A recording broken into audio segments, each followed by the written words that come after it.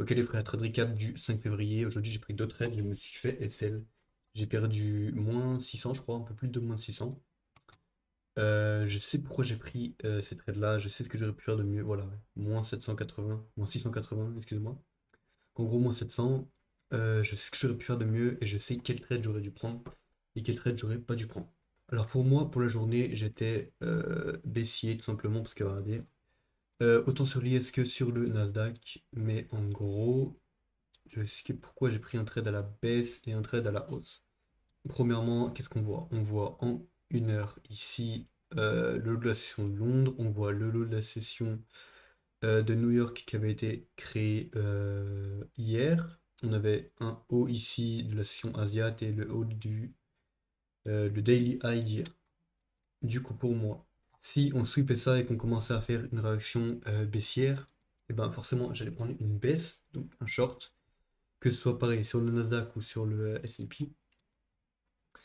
Mais j'ai pris un long tout d'abord. Donc pourquoi j'ai pris un long? Tout simplement parce que regardez, à l'ouverture du marché, ici on avait des fair value up. Sur le S&P ici, et sur le Nasdaq, on avait un breaker block juste là en 5 minutes. Et les fair value up et le breaker block ont été retest.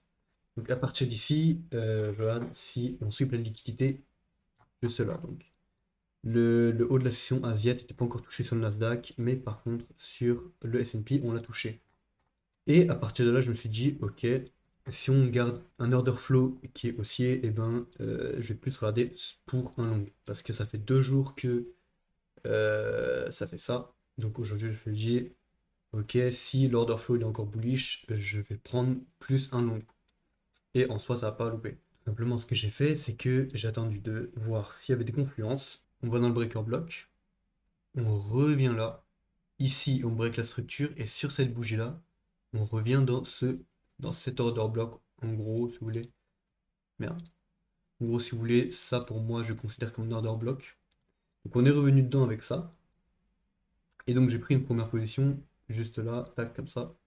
Je m'étais mis mon SL juste en dessous des 50% du breaker block. Donc en gros, tac, premier TP c'était le haut de la session asiatique. Mon deuxième TP c'était ce haut juste ici. Et mon troisième c'était le haut d'hier. On a commencé à être bien. Et au bout d'un moment, il y a les news qui sont arrivées, donc on est venu et on m'a invalidé juste là. Et en gros, on peut voir que sur la journée, eh ben, ma vision était parfaite. J'étais tout parfait. Que j'aurais pas dû faire, c'était trader avant les news.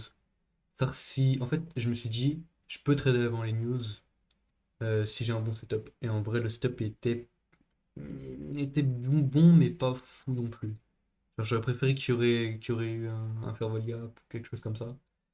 Mais vu que j'avais mes trois confluences et que l'order flow était haussier, j'ai préféré prendre position. En soi, j'aurais pas dû prendre position. Parce que j'ai perdu 450, je crois, sur ce trade-là. Et à partir de là, qu'est-ce que j'ai vu? Toujours sur le Nasdaq, mais il y avait aussi sur le S&P.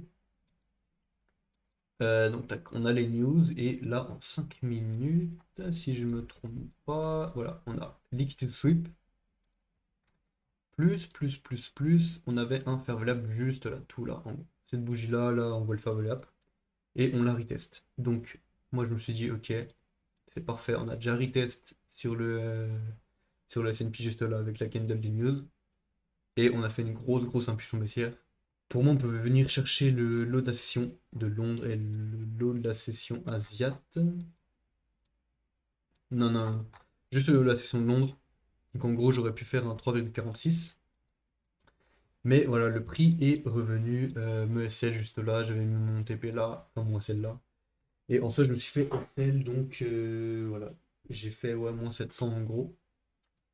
J'aurais dû dérisquer le premier trade en vrai. Mais vu que je voulais vraiment bien partir, et ben voilà, j'ai préféré risquer plus. Mais au moins, même en vrai, les gars, c'est sûr, ça me casse les couilles en vrai de me faire SL et tout.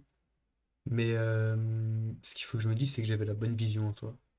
J'avais pris un bon trade qui était bien dans ma stratégie et tout.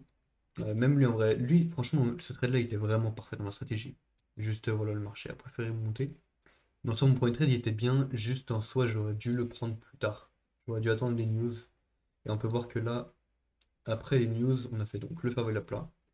On inverse le fair value gap juste là, regardez. En gros, regardez. On fait le fair value gap. On reste dans le breaker block. Ici, on break la structure. Juste là. Donc là, boum. On break la structure juste là. Ici, il y a un fair value gap juste là. On l'inverse. J'aurais attendu quand même qu'on break la structure juste là. Je pense que...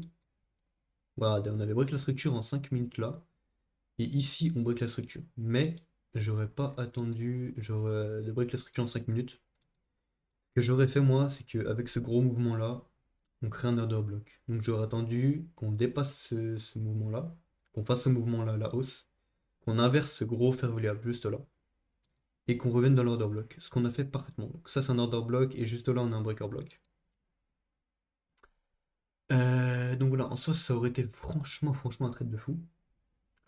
Et je serais rentré juste là, j'aurais mis mon SL juste là, ouais, parfaitement. Et j'aurais pris un 2,88, et en soi, voilà. Ça, c'est le trade que j'aurais dû prendre aujourd'hui.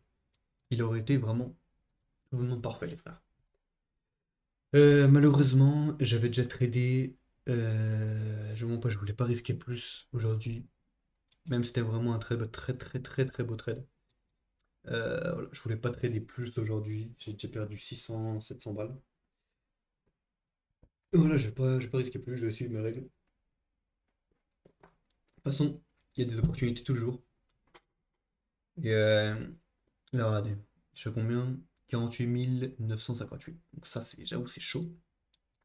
Je suis à moins 2%. Mais regardez, les 2%, je peux les faire en un jour. J'ai juste tradé. Imaginez, je trade avec 1%.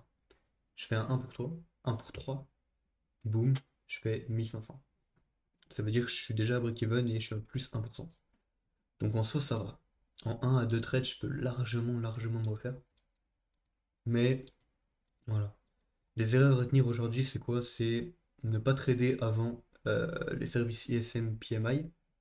Je sais que je peux trader avant ça, les job opening, parce que ça fait pas trop de mouvement. Ça va.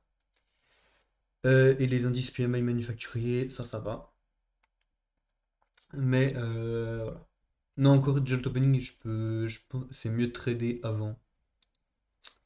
Mais ça, ouais, faut pas que je trade avant.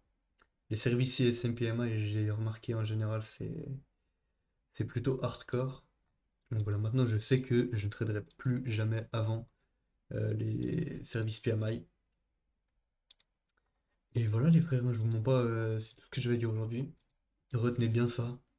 Dans un an, j'aurai fait 100 000 euros en un mois. Dans un an précisément. On est combien? On est 5 février. Et ben le 5 février 2026, les gars, j'aurai fait 100 000 euros en un mois. Retenez ça, mettez ça dans votre tête. On se revoit dans un an.